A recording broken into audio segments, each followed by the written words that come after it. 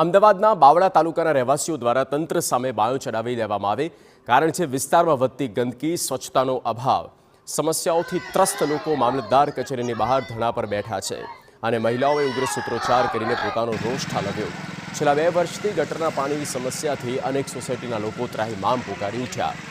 Alok city society, satellite park, Gokul residency, Narayan residency અને બજારમાં ગંદકીના થર જોવા મળ્યા છે.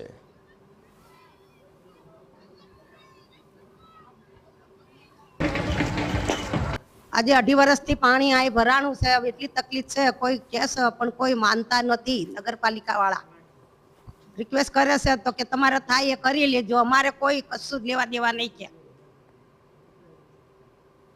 લોકો આક્ષેપ લગાવે છે કે પાલિકાના ચીફ ઓફિસરે અનેકવાર રજૂઆત કરવા છતાં અધિકારીઓના આંખ આડા કાન થતા નથી અને ગંદકીને કારણે સ્થાનિકોનું સ્વાસ્થ્ય જોખમમાં મુકાય છે. હવે જ્યાં સુધી નિરાકરણ નહીં આવે ત્યાં સુધી ધરણા પર બેસવા મજબૂર બન્યા છીએ.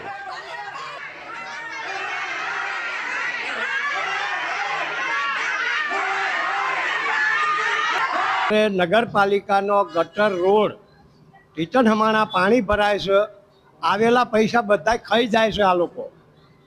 અને જામ નગરપાલિકામાં જવાબ માગી તો નગરપાલિકાવાળા એવું કહેવા માગે છે, તમારે જ્યાં જવાની છૂટ, તમારે જ્યાં દોડવું અહીંયા દોડો, કામ કંઈ થશે નહીં તમારું.